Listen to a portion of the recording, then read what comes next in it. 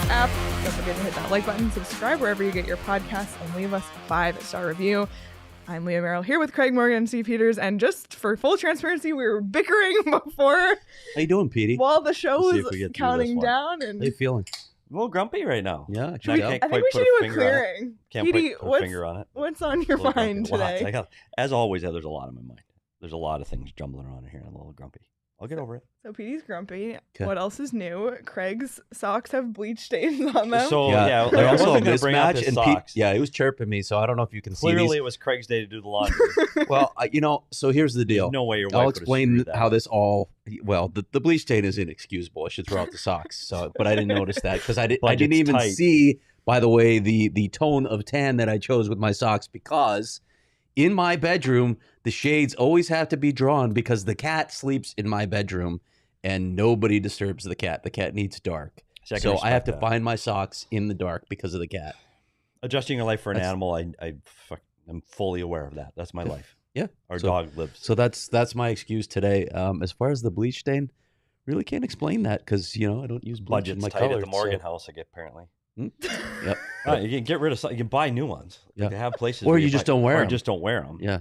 When you're really, off your calves. I'm wearing sandals, so yep. I'm in the clear today. Oh man! All right, just let it got out. that out. Yeah. Anything else you need to get out? It's early. That's early. That's just one of many. Yeah. Okay. Yeah. What's two on the list? I don't know. I got a lot going on. There's a lot in my head right now. All right. Well, we'll get it out. We'll get some of it out. Okay. We have a lot to talk about today. We're going to talk about Dylan Guenther. We're going to just have some fun on this Friday. But before we get I don't know about that right now. Well, yeah, we will. I promise. But before we get to all of that, let's just quickly talk about last night's playoff games and how about Florida being down 0-2 at home, going to Tampa Bay on the road, down 2 games. I don't know. I think we might have been wrong.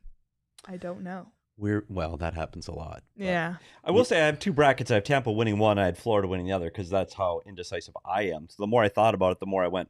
Early, I picked Tampa. And on my first bracket that I did, I had Tampa in the finals.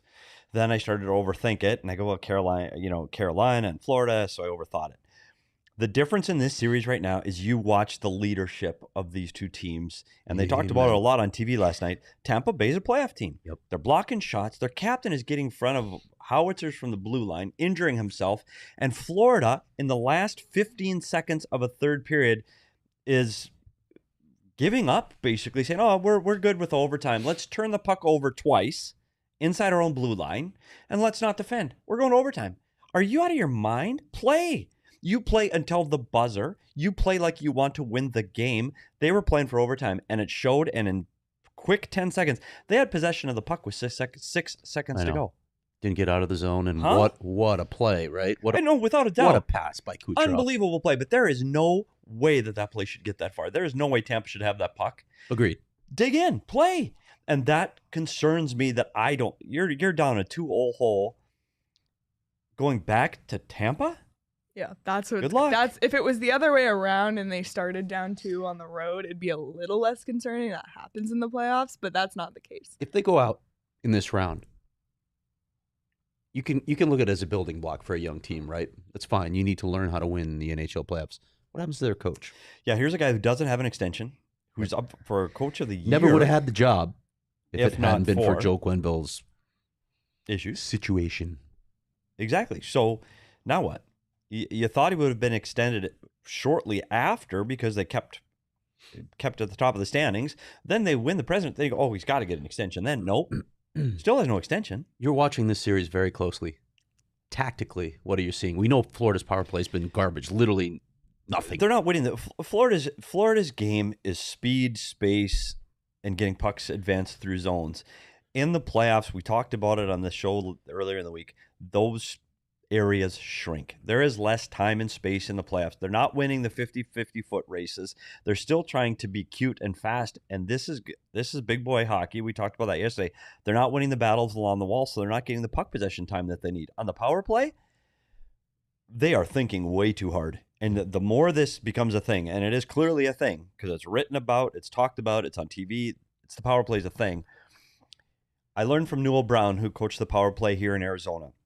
When your power play is struggling, you do one thing. You shoot the puck. Yeah, get That's it. Don't look for plays. Don't look for passing plays. Don't try to get to areas. Get the puck to somebody and then shoot the puck. The key to that is everybody knows it's going to get shot and everybody knows they're going to the net. That's the only way Florida's going to get out of this funk. Quit passing around. Quit looking for the perfect play, the perfect seam. Get it back and let it go. And they got to shoot the puck more. I think they started to shoot more last night than they had earlier. They need a power play goal. And only then will this series potentially turn around. If they don't get a power play goal, their confidence is shot and they are going to be out in 4. Are you seeing adjustments from Florida's coaching staff? It's hard. Here's why I ask, and I'm going to give you the entire context and let you go on this. I watched the Blackhawks, obviously, for a very long time during those cup runs. Joel Quenneville, all this stuff aside, I know you can't put that aside, what he, his role and all that. He's a terrific bench coach. He makes in-game adjustments so well. I watched it year after year after year. Are the Florida Panthers missing that right now with a coach who's never been here, let alone a guy who's, one of the winningest coaches all time? It's hard to say because I'm not in the room, so I don't know what the message is to the players. What I think is difficult is this team is built a certain way that can play only one way, and that is loose, fast, offensive hockey. I'm not sure they're built to be able to dig in. They're not transporting the puck through the blue lines like they should be. So can they go to a dump and chase game? I don't know if that's what they are. So can you make adjustments to fit a team that you don't have? I don't know. And they are playing the same way they've played 1 through 82. They're trying to anyway, and Tampa just is better. Yeah. Well, Colorado also lost last night at home. Yeah. For me, and I said this on our predictions earlier in the week, I wasn't surprised by this last night. I didn't think this was going to be a sweep again for Colorado. But now the series is even 1-1. Yeah. You guys know I've had the Blues as my dark horse. I've said that probably so many times you're sick of hearing it. But I like the way they play. I think they're built for the playoffs. Having said that, them winning in Colorado a game, you want to do that. You want to split on the road, but they're probably going to split when they go back home too. But I do think this is going to be a lengthy series. I still think Colorado is the best team, but yeah. And that's what you talked about, adjustments. One thing St. Louis does is they can make in-game adjustments because they're built in a way that they can play fast, they can play heavy, so they can adjust their game a little bit more than I think when we talked about Florida. And I think that's what you're seeing against Colorado. This is a tough team. Like they're built, they can win those wall battles and they can play down in the corners. They're tough. Colorado, when you look at their back six, that defensive core is the best in the playoffs from 1 to 6. Does that help get them over the hump? I think it does. I think Colorado, they lost 1 game so far in this playoffs. Yeah, like they're 5-1. Like relax. Yeah, it's fine. It's fine. They do need to go get a win in St. Louis, though. They have to win one of those 2 games. Do I think they have the offense and the team capable of doing that? I think so. But we talk a lot about feeling in a room and psychology getting in and what you think. This team's lost in the second round 3 years in a row. They've never been able to get past that second round. Does that 1 game get enough to start the doubt in the room? And we've heard this in the past for a Colorado room. Does the finger pointing start? Probably not after 1 game. But if it's 2-1, maybe that shifts. Maybe the momentum shifts and people start questioning the coach. They start questioning McKinnon. McKinnon starts questioning his line mate. We'll see. Yeah. I think Game 3 is incredibly important in this series for Colorado. I do too. Yeah, you don't want to fall behind in a series. One more thing about Tampa before we move on. And I don't know how the series is going to play out. This whole narrative could be trash in another week. I could sound like an idiot. But I think those last 2 games against Toronto is when Tampa really found that extra gear. They realized they were in it against the Maple Leafs. And I think if you're a Maple Leaf fan and you're watching what's happening right now, take heart. You're that close. You are that close because they could have put that team away. And now Tampa's turned it up. And even when they did, Toronto was right there with them. We saw the end of that series. So you're right. And especially if this series goes 4 or 5 games and it's 4-1 Tampa and you go, okay, that wasn't even close. Yeah. And look what Toronto did to that team. You might be right. I'm still curious to see what happens in Toronto over this summertime. Yeah. Because they have a lot of time to talk about it. Doesn't sound like they're making changes at the top. No, let's hope not. Yep. And we talked about that too. And I think that you'll see some minor changes on the lineup, but you have to, just salary cap issue or era, you have to. So it'll be interesting to see what they do over the summer. Well, the NHL playoffs aren't the only playoffs going on right now. In fact, Coyotes prospect Dylan Guenther will be playing in a playoff game tonight against Winnipeg in the semifinals for that league. The Western Hockey League, yeah. The Western Hockey League, there it is. So we're going to talk about Dylan Guenther today because it's been a while since we've talked just about him. Craig had a story on him earlier this week on GoPHNX.com. And, when you talk about the existing prospect pool, not the prospects for this upcoming draft, but the prospects the Coyotes already have, Guenther is right now their top prospect. And people are always curious about him. So we're going to check in on him, see what he's doing, talk a little bit about what he still needs to improve on, what he could bring, and then whether or not he should be on the Coyotes roster next year. So he's had a really great season up in Edmonton with the Oil Kings. In the regular season, in 59 games, he had 45 goals, 46 assists for 91 points, and that was a 1.54 points per game. And in the playoffs, in 8 games, he has 9 goals, 3 assists, 12 points. That's 1.5 points per game, and 49 shots on goal.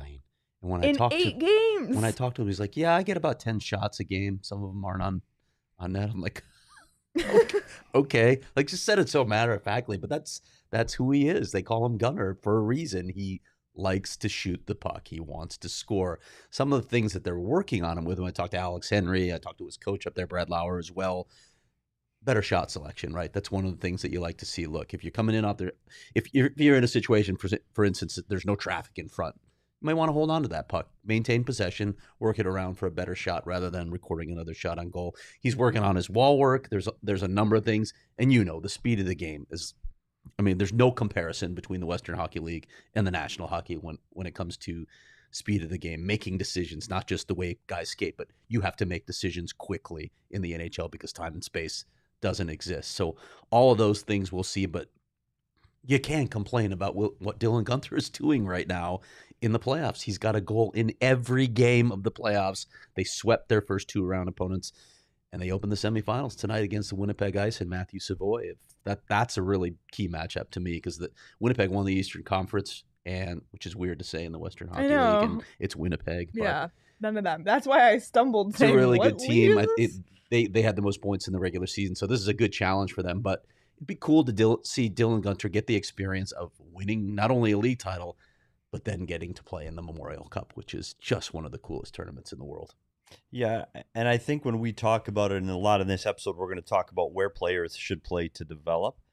I think playing in the Memorial Cup is something that if a player has the opportunity to do, I think it's important in his development because I think those are meaningful games late in a year in an unbelievable atmosphere that may carry over to your future career in the National Hockey League. So I think it's important that he gets that experience, not only to play in it, to be a key factor and excel in those type of games. I think that's important. One of the things for Dylan Guenther, and you talked about him, and we saw it a little bit in development camp last year and in the preseason games. Kid can shoot, and we talked about his shooting ability. The difference is now he's playing against 17 and 18-year-old kids. Playing in the NHL, you're playing against 28 to 35-year-old men that have been playing in this league for a very long time, that are 6'5", you're not beating a goalie clean very often from the top of the circle with just your shot in the National Hockey League. There are people. Alexander Ovechkin is one of them. Matthews is another. There are players that can beat a goalie clean from outside the hash marks. Not many. And he's able to do that in the Western League because he's playing against different talent. And so it's a great part of his game. It's something he is going to bring into the National Hockey League, but he's going to have to, like you said, adjust his shot selection. He's going to have to wait for more traffic. He's going to have to get in different areas of the ice than he's getting in now because he's got to get inside the circles. And so there will be some adjustments. Love his development. Absolutely thrilled that they've got a right-handed shot that's able to score from those areas of the ice. That's fantastic. You got Clayton Keller, the left-hand shot. You got him at the right-hand shot. Boy, that could be exciting. Yeah. Just not yet. The good side of that You talk about him needing to get to those areas. He's been very focused on that. And if you look at the goals he's scoring in the playoffs, he's scoring in every manner imaginable. He's getting goals, greasy goals in front of the net. He's getting goals off the rush. He's getting goals through traffic. So he's doing a lot of the wall work as well. It's good to see all that. Again, does it translate to the NHL? We don't know yet. But in terms of where he belongs next season, let's talk about that. We already know he's not AHL eligible because of the CHL NHL agreement. If you're not familiar with that, if you're not 20 in that birth year or that by a certain date, I'm trying to remember the cutoff. Sorry, somebody's going to tell me in direct message here, a text message here, but you can't play in the AHL. It's an agreement between the Canadian Hockey League and the NHL. And really, if we're being honest, it's not about development of the players. Now, I know a lot of scouts out there think that you can always go back to juniors and you can still develop. I still believe that there are some exceptions. I don't know if Dylan Guenther's that guy yet. I think there are guys who could benefit from being in the AHL rather than going back to the Canadian Hockey League. But what it's about money. They want their stars there for another year. They want their top-end players because that's what sells. So they're a little bit in bed with the NHL, and I don't think that the development of the players is first and foremost in this agreement. Sorry, I'm not buying that, no matter how many people tell me it. It's about money. That's what's going on here. So with Dylan Guenther, it's either go back to Edmonton or play for the Coyotes. Or maybe you go to Europe or something dramatic like that. I'm not sure you want to do that for 1 year. What do you guys think? I know, when I look at the Coyotes situation next year, they're not going to be any better. They're not going to be markedly better. It's going to be a tough situation to play in. Do you want him developing in that situation, or do you want him going back to Edmonton where maybe, if he plays in the Memorial Cup this year, he's done just about everything that he can do in the WHL? Couple of thoughts. First, I want to go back to their series against Winnipeg. There's two top centers in this. You mentioned Savoy, but there's also Connor Geekie in this series. So 2 top 10 centers that he's playing against that are going to be in this year's draft. So if you're watching the scoreboard and the box scores of these games, look for Connor Geekie, look for Matthew Savoy, and look for Dylan Guenther. If you can find it on TV, God bless you. Development, to me, this isn't even close. This isn't an argument. It's not a discussion. And I don't think there's a general manager in the NHL that wouldn't blow up that agreement and let those players play in the American League. They want those players playing under their thumb, as it were, under their coaching, with their other development prospects, with their system play in a men's league. I just think that's better for the development of the player playing in the NHL. I do. Because what you end up with is you end up sending a kid back that he's going to get 115, 120 points, gets bad habits. And when you hear a player get junior habits, that's what it is. Because he's playing against 16-year-olds and 17-year-olds, not 21, 22, 23-year-olds. He's playing against kids that he's stronger, faster, better than. He gets habits where he's doing things, we call it cute hockey, where you're playing too much with the puck. You're not looking to make passes and plays. You want to do it yourself because guess what? You can. Yeah. Those are the habits you get afraid are going to go into a player, especially like Guenther, who is a guy who's a possession player and can make plays, but he wants to shoot and score. So you worry about that. Unfortunately, in the way the system is, he has to go back. He has to put him on this team a year from now, a season from now. Now he's not playing with the puck enough because now can't put him in your top 6 because he has no experience. And he's probably a little too slight right now to play in those minutes. So you to put a player like that on your 4th line? Yeah. Play him 8 minutes? Makes get no 2 sense. or 3 puck touches a game? Yeah. How is that developing, Dylan Guenther? Yeah. So I really think the right thing to do at this time in his career development, send him back. And now he's got to put some things on his plate. He's got to lead the team and be one of the top players in the league in scoring for the entire year. Has to get this team to the Memorial Cup. If he doesn't this year, he has to do it next year. I think there's benchmarks that he has to do. He's got to make the World Junior team, and he's got to be not just a player on the World Junior team. He's got to be a big player on the World Junior team for Canada. Those are high benchmarks, but they're all achievable if he goes back to junior. How do you weigh the confidence gain from dominating the Western Hockey League versus jumping to the AHL and maybe struggling and not being in the same situations? How do you weigh that? Because there are scouts that believe that the confidence that you gain from going back for another year of juniors can really help a kid. Great. And I think there's situations where you need to build that confidence, but there's also, you need to see what your game is like and compare your game to an equal playing field. And if some of these kids going back isn't an option because they've excelled so far above and beyond, now you're not pushing your game along. I still think he's got things he can prove in the Western League.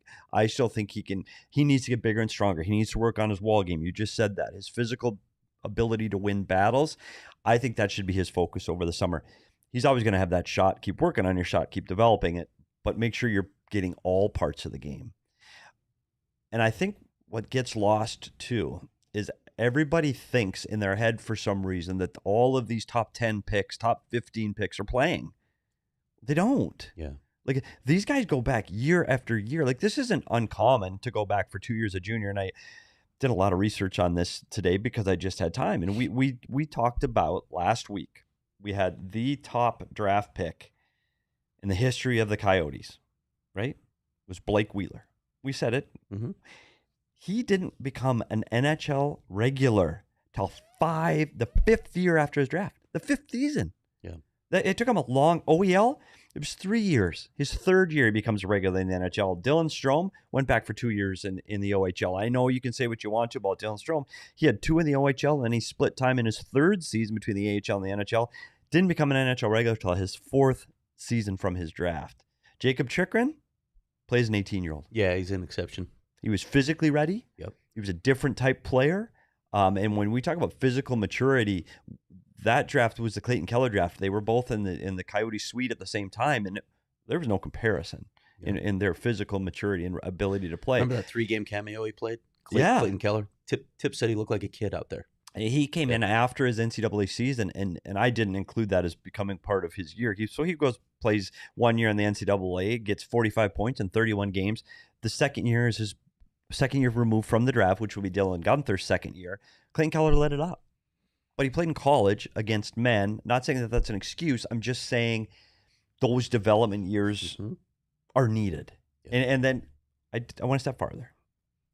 I went and compared people recently, in recent draft, between that 9th, where Dylan Guenther was drafted 9th. So I took the 9th pick in 2019, 18, and 17, just to see what happened. The 9th pick last year was Marco Rossi. In the year before Dylan Guenther's draft, Minnesota Wild draft pick. His first year after the draft, he played in the Swiss League. He's a Swiss kid, so he stayed there and played. The next year, which would have been this year, his second year removed, because he didn't play in the Canadian junior system, he played in the AHL. So this year was in the AHL. So next year will be his 3rd season removed from his draft. Is he an NHL regular? Gosh, I don't know. Like, his development's maybe not quite there. Cole Perfetti, that same draft, AHL. Next year would be his 3rd year out. Seth Jarvis went back to the Western League. His second year was this year.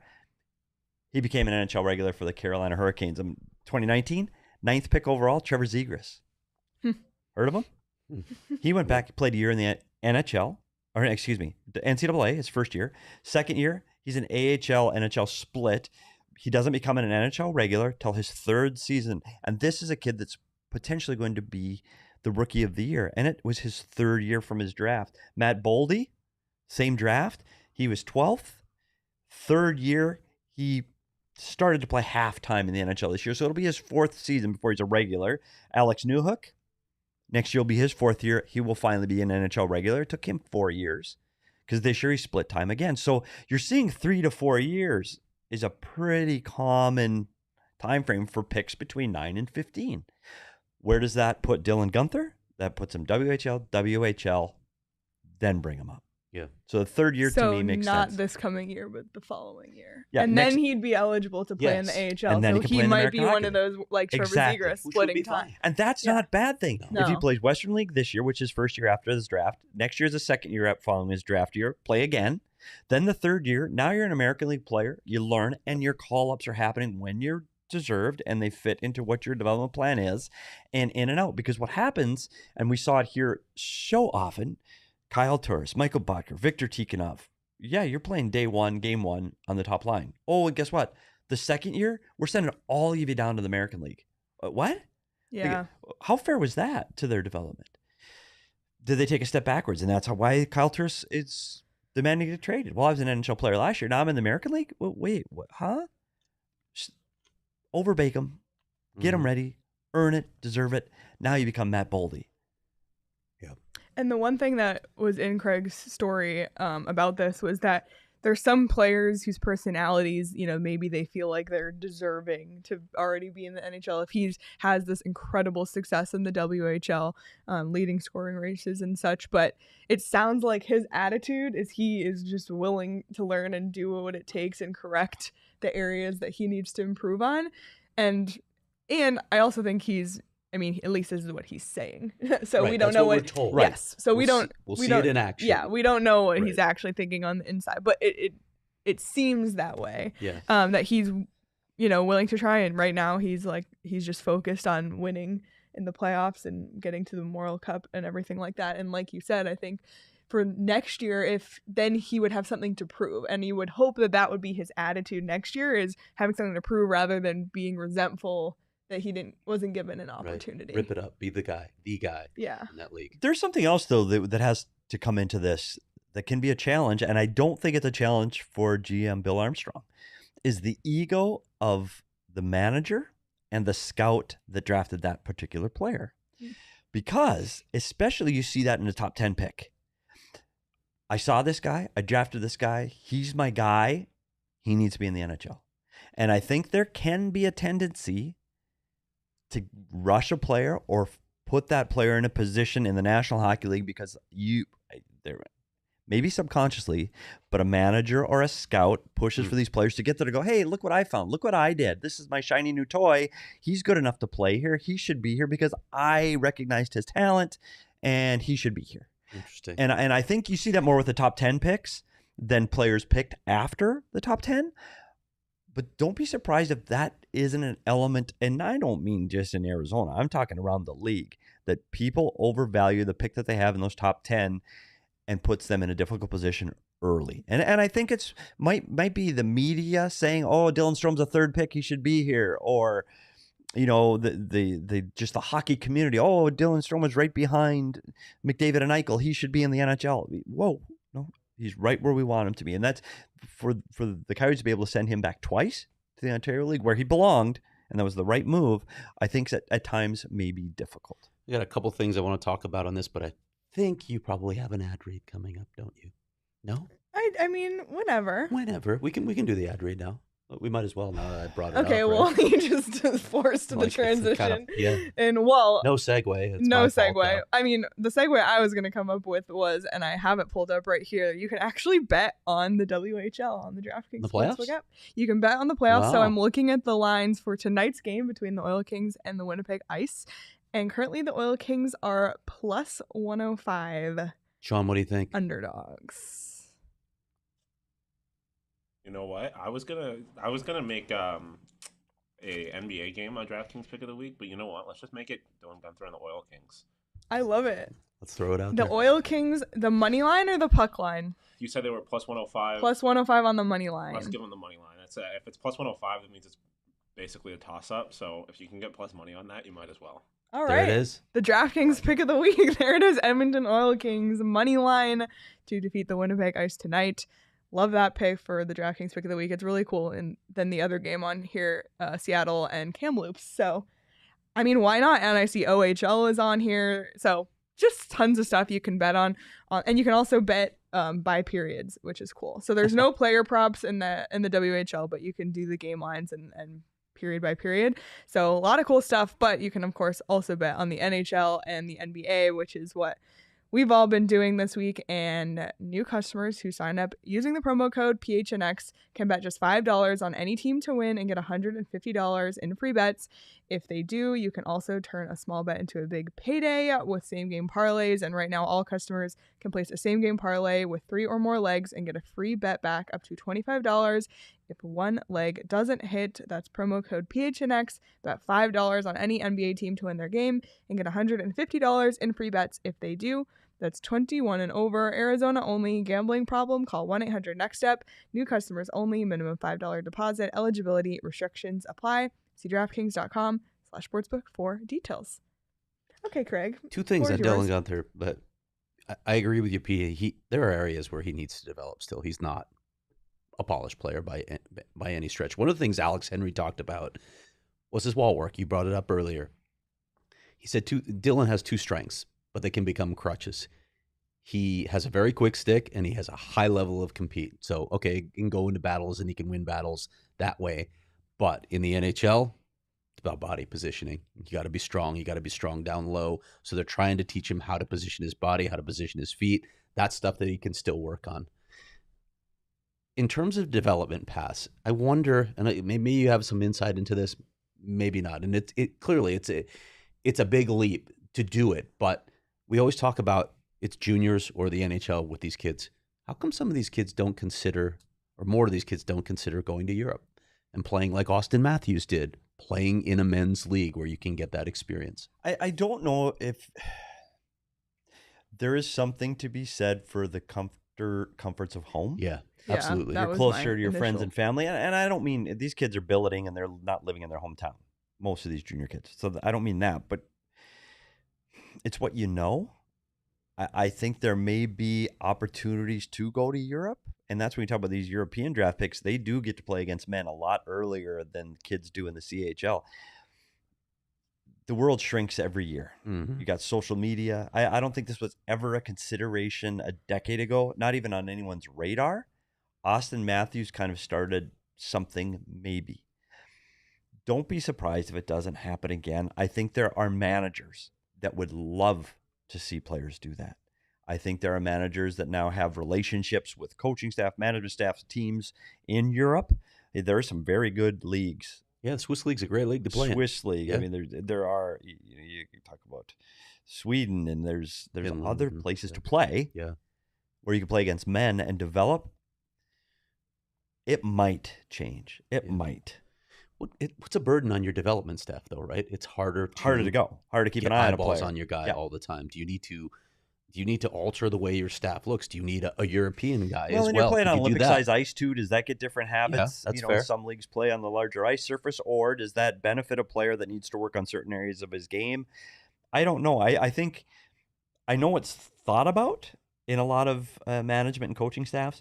It's discussed a lot. I just don't think they're able to get players to go at this point. Yeah, and you have to imagine too, especially growing up in Canada, when you start playing hockey, you have this whole path mentally for yourself. Right. Like I'm going to play Pee-wee, I'm going to play Bantam. I want to get drafted. If you're in Ontario, you want to get drafted in the OHL, Yep. And we're even just starting to see some Canadian players opt for college instead of the CHL. That's newer too. Yep. So I think maybe down the line, it's something we might see more of, but I think that you get that's just the culture in Canada. That's it absolutely is. And I wonder too, like you guys both talked about being comfortable in your surroundings.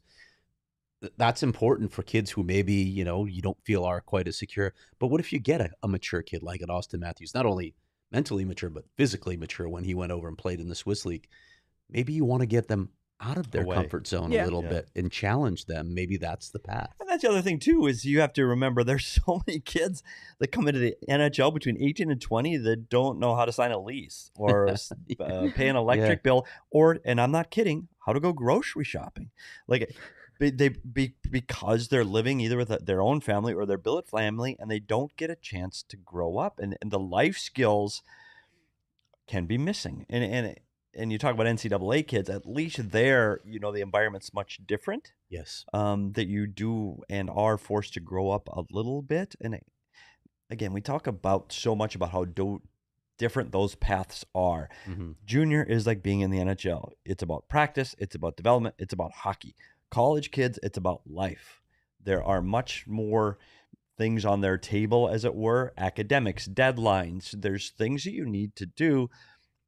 Maybe it prepares you for life a little differently than a junior player. Junior player prepares you for the NHL. Absolutely no question.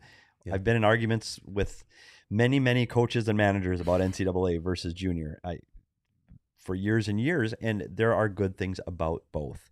But you're right, Craig, to get outside of that comfort zone and to grow up, maybe that does help you when you finally have to become a professional athlete. Yeah. Sorry, I didn't mean to take us so far outside the box, but it's always something that I've wondered about philosophically, and maybe it is, like you said, as the world changes, maybe it's easy. And attitudes change. Look at us. When you see a few people do it like an Austin Matthews, maybe that starts a new trend. In our jobs, look at us. Like, do you look for, gosh, I really like Phoenix. I'm comfortable here. I've got a lot of friends here. My pharmacist, I know him. My local grocer here. I know my neighbors. There might be a job opportunity in another city, but gosh, I really like it here. Would it be that could maybe benefit you or stretch your wings or different opportunities? But you go, gosh, I don't know. I like it here. Yeah. So you're telling us you're staying? Craig. Read into that conversation what you will. I want to address some of the comments because I think it was Robert who said, and this is going back to the AHL CHL agreement, like maybe there could be some exception where if you're a lottery pick, you have the option to go to the AHL. I think that's a great idea. And it does seem like, and PD, you really convinced me on one of your rants earlier, that he should go back to juniors next year, not jump to the NHL. Seems like a lot of people in the comments are agreeing, and also having confidence in Bill Armstrong and this current development staff to make the right call. Exactly. Don't rush, guys. I think they've shown at every turn that this is their plan, this is their path. The only exception to this, and you have to give a kid when he's worked for something, if he comes into training camp next year and he's one of the best 4 wingers, 6 forwards, and he clearly has put on weight. He's done all of the things you've asked him to, and you've earned it. It's hard to send a kid back. And I'm not saying that's what's going to happen. I'm just saying that at that point, you got to go, oh, shit. Yeah. Like we talked about Barrett Hayton. Oh, we thought Barrett Hayton, he'll be in the American League all year this year. That's where he belongs. He goes into training camp. He was good. He played really well, and then he gets hurt. So unfortunately, he set his development back. But he makes that team if he doesn't get hurt because he earned it. Yeah. So it's hard to supplant and put players where they belong now in June. Is it June? Is it May? Not quite, but I don't know where it is. It feels like June My outside. head's not there, but it's hard to do that now today. Let's wait and see what the kid looks like in September. Who knows? I still think he ends up in the Western League. Oh, I do too. I think it'd be crazy to put him in the NHL. Unless, like you said, he lights it up in camp and forces their hand. And then you still have that trial where you can play him 9 games and send him back and see how he adjusts. Yeah, absolutely. Well, we'll continue checking in on Dylan Guenther, especially as he's on this playoff run. And I know people really like talking about him because he kind of is that bright star of hope for Coyotes fans, and hearing how much he's scoring. And you look at the Coyotes season last year and the lack of scoring and the lack of shots on goal. And here is Dylan Guenther having that success. So hopefully it translates when he does get to the NHL. It's really exciting. And Craig wrote a story on him, like I said, on GoPHNX.com. So check that out. And also today, Craig published a story on Logan Cooley, talking still about prospects and who could possibly be with the Arizona Coyotes at development camp this summer. So lots of great stuff on GoPHNX.com. Be sure to become a member today. Get an annual membership. You get a shirt from the locker for free when you do. Check out the PHNX Locker. There's a lot of great stuff in there, including you're wearing your PHNX hat today. Look at that. Shirt. Yeah, you're all decked out. Craig and I coordinated to wear green, and we just forgot to tell you. Sorry about that. I'm repping the Finnish League today. So yeah, love it. So yes, become a member at GoPHNX.com. And because it's Friday, we just want to have some fun. It's the off season. It's a Friday fun day. And also I got a phone call this morning that you're stealing Friday Fun Day from ASU. Friday Fun Day is nobody owns Friday Fun Day. Exactly. I just want to put it out there. Is it a trademark? ASU? I don't think so. It wasn't. We didn't invent it, but we made it better. So you're kind of setting yourself up for failure. Okay. Wow. Well, it's our opportunity. It's our producer there. Yeah, it's our opportunity to make it feeling better. the love, feeling the support. So I don't know if it's stealing as much as it is sharing. That's how it should PHNX be. is a family. But you and I are adults. Sean was not the one who called me, by the way. But yeah, big surprise. I think I can guess. It also begins with the sh sound. It makes my life really hard. Anyway, so first segment, and this was actually PD's idea, something we're going to do on Fridays. Yes, it is. Weekend binge. What are you guys binging this weekend? And then we can... I'm going to go last. Oh, you're going to go last? Craig? My youngest has already decided what we're binging this weekend because we got away. And, given all the rants that I was on this week, it seems fitting that I'm going to binge Dexter. We're going to dive back into Dexter because, I feel like watching a show about a serial killer. Yeah, Craig, I'm not sure know where to go with that. I don't know what the angst is about. Good choice. Yeah. Of course, that's your reaction. There's an art to it. I mean, Dexter's an artist. I really feel like he's a performance artist. I don't think there is a single sports podcast network in like the world that talks about serial killers and murder more than PHNX. Yeah, there we go. Fair. Where's Michaela? Fair. And also, Petey, you don't understand the alarm. He's like, I was going on some rant, so now I feel like serial killing. Okay. Maybe some alarm bells. Maybe. You know, it's a logical leap, I think. So there you go. I'm going to be watching Dexter with my youngest. I love it. Sean, I'm putting you on the spot. What are you binging this weekend? Oh boy, I wasn't prepared. But nope. My girlfriend and I have been watching Euphoria finally. We just got to season 2, so I'll probably keep watching that with her. Nice. Love it. Okay, I'm gonna go a little off the map because I actually am all caught up on all my shows. I'm not in the middle of anything. I scrolled Netflix last night thinking I knew we were gonna do the segment. What am I gonna watch this weekend? And I don't know. So because we weren't specific about watching, I'm going to be binge listening to the new Harry Styles album that came out today, which I've already listened to 3 full times, and it came out last night. Feels like a promo for our young versus old segment that we're going to do later. We're going to binge the Harry Styles album. And nobody was specific that Once it is had not to enough? be.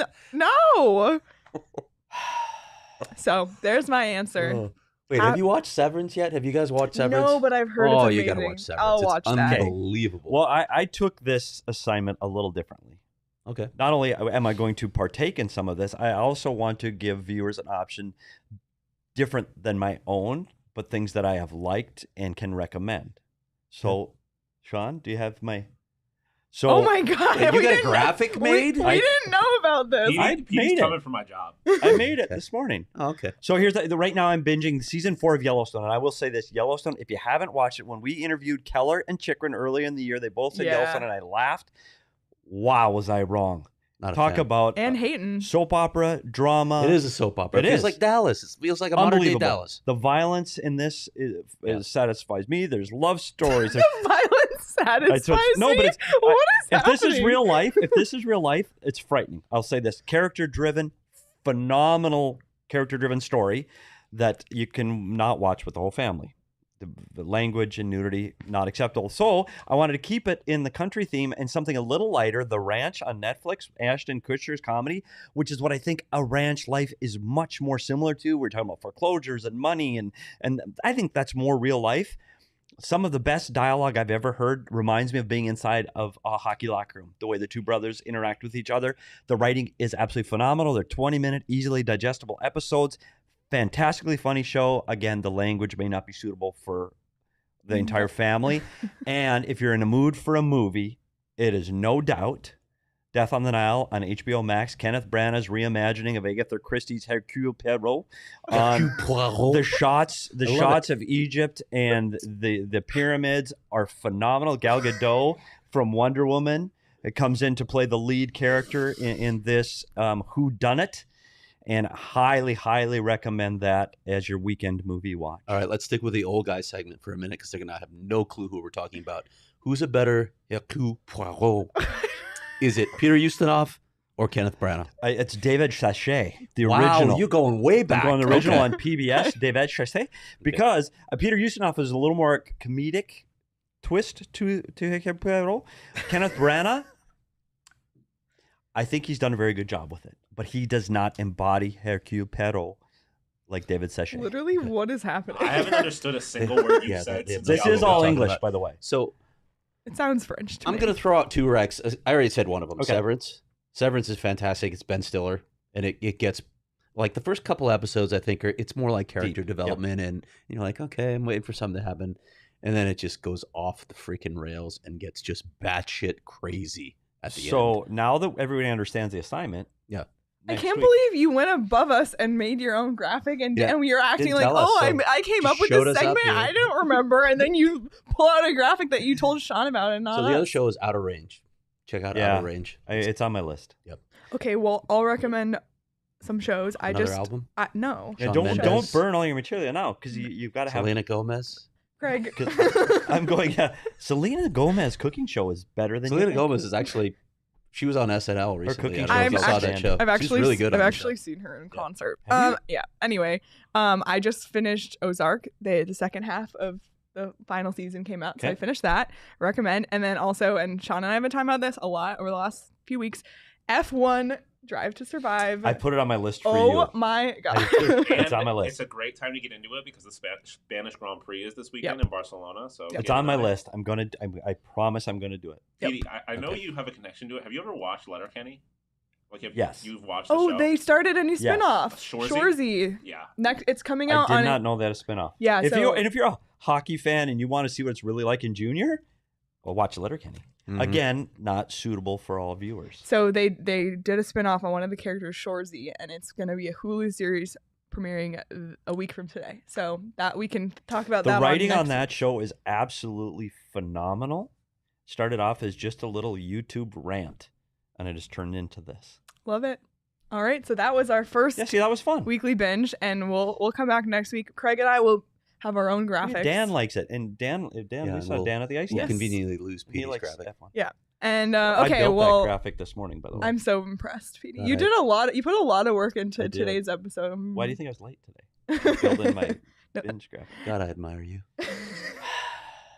All right, final segment of the day. We haven't done it in a couple weeks, but now we have a graphic for it. It's the producer power play. That is fantastic. Timmy Peel a little bit. So if and I wasn't here the last time you did this, but for those who are new to this segment, basically Sean's gonna give us a topic, and we're put a timer on the clock, a 2-minute power play, and we have 2 minutes to discuss whatever the topic is. And make sure we all get our touches too. But this is hard because I like to be prepared. You like to be prepared, and you like to go on your. Oh, and then people are pissed about that. But this is hard. This is hard. I'm not excited about this. All right. Well, let's. On this note, by the way, before we start here, you've been here long enough. Do you remember when Vince Marotta and Chuck Powell hosted a show together on the radio? Do you remember that? Oh, they'd bring local media on and do trivia with them, and Chuck Powell had these crazy references. They brought me on one time. I got exactly zero questions correct on the air live. It was That's fun. Just a humiliating live, right? We can edit this out. I never got invited back. Yeah, we'll see how much. I'm ready. First off, I want to clarify. I feel like Craig is under the impression that this is going to be like trivia on any given week. I'll do that. I have no idea what it's going to be. That's the fun of it. Yeah. So y'all may have already seen this picture, and you also may have just seen me getting it prepared. So do I need glasses, Sean, for this segment? No, hopefully not. Otherwise, if you need glasses, you might need more than glasses if you can't see this picture. You probably have seen this. Yes. Snoop Dogg, I did Cube. send that in our group chat. Yeah, so you've probably seen this in their, or not in there, but they got their Coyotes jerseys. So the question is pretty simple. Just a starting lineup of musicians.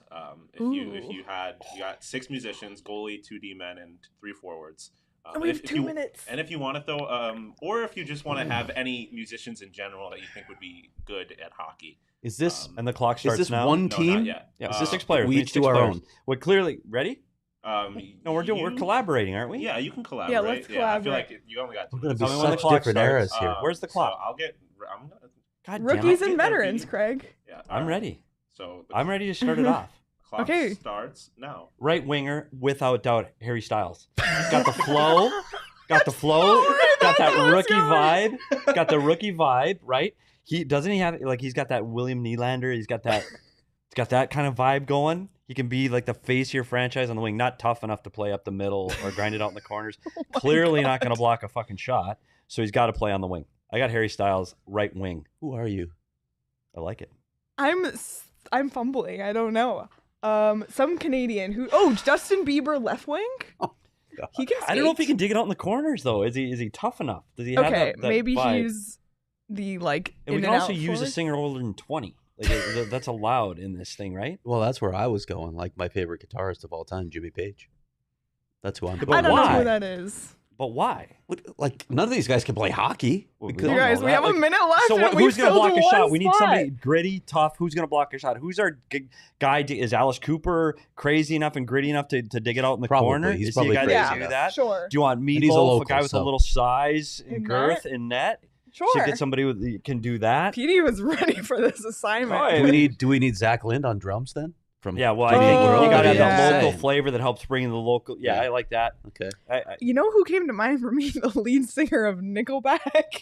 Yeah, Chad Kroger. Chad Kroger. Chad Kroger might be able to dig it out and Okay. play middle So- ice. I want somebody a little grittier through the middle of the ice, though. Somebody a little bit tougher. You know, as Metallica, does that kind of vibe. Yeah, I saw Snoop Dogg. I think Snoop was in the picture. He was I'm in just the not picture. quite sure he's gonna is he a guy that's just gonna float? He's Is a he- locker room guy. Yeah, he's a locker room guy. I did So like you Thirteen need, seconds. you need grit. You Wait, need we toughness. have Up the 10 middle. seconds. What Up the middle? positions do we still need? Just a I center? don't- centerman. We need centerman. How about Chuck D then? I think he's got the literally grit. don't I'm know gonna who go that with Chuck is. D. Okay. Wow. That was something. Not bad. Okay. Not bad.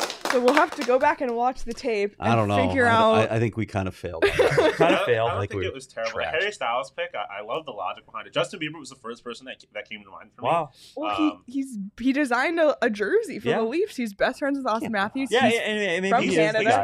He's played hockey. Yeah. Like, I mean, He might be the guy. for a musician, he probably can I play want hockey somebody- pretty well. But I want somebody scary, like and tough, and like Justin Bieber would I don't be want soft. Like I see Ice Cube. Not built for playoff Ice hockey. Cube's got that. Like, can you imagine going in an ice corner in the corner with Ice Cube? Like, he's angry. He's tough. He's got a little bit of girth to him. That's why I picked Chuck I D. like to be that honest. pick. Yeah, Chuck D. That I don't know if he's. Public enemy. I don't know if he can. Oh my. Well, that was a good one, Sean. Yeah, it was a Thank really good you. one. And if you please tweet at us, you'll have more than 2 minutes to think about it, but tweet Yeah, at us. we needed some parameters. I think we No, should have no, probably no, like the that's three of us. the whole point. The three of No. us should have set some parameters when we started. I'm not saying Sean should because he's throwing it out. And we have to figure it out. Caleb? That's how I feel like he's throwing us basically out of the lifeboat and telling us to swim, and we have to figure things out. That's how I'm looking at this. Caleb's thought process here is great. My favorite part of this is Malcolm Subban in goal because if you Malcolm didn't see it, he Subban. sang the national anthem for the Sabres a couple weeks ago. So technically a musician. Wow. Also, Annabelle from the Muppets. Great. And then the Yoko Ono because if she can break up the Beatles, Chad she can break up Kroger, we're on the past. same page. Wow. If you can break up the Beatles, you can break up a pass.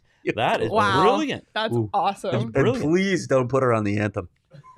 Oh my gosh. That's brilliant. I love it. I love it. Well, we want to hear more. Tweet at us at PHNX_Coyotes, your musician starting lineup, or share in the members only Discord, which of course you can access by becoming a member at gophnx.com.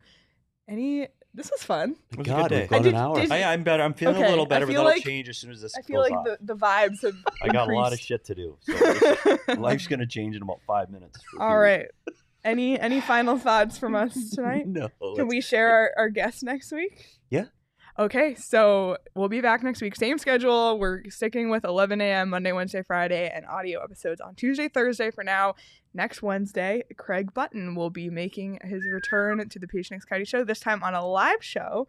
So we're super excited to have Craig Button, who is just an incredible draft expert, talk about some prospects in the Yeah, draft. we'll give him a list just like we did with Yeah, Corey we're gonna Prom and have him ask break him down some other players. One who he thinks the Coyotes are getting at 3, and then we've got some other names that we want to make sure we're familiar with as we prepare for the draft. Yep, absolutely. So we hope you'll join us then. We hope you'll join us Monday as well. Subscribe to PHNX Sports on YouTube. Like and subscribe to PHNX Coyotes wherever you get your podcasts. Have a great weekend, everyone, and we'll see you on Monday.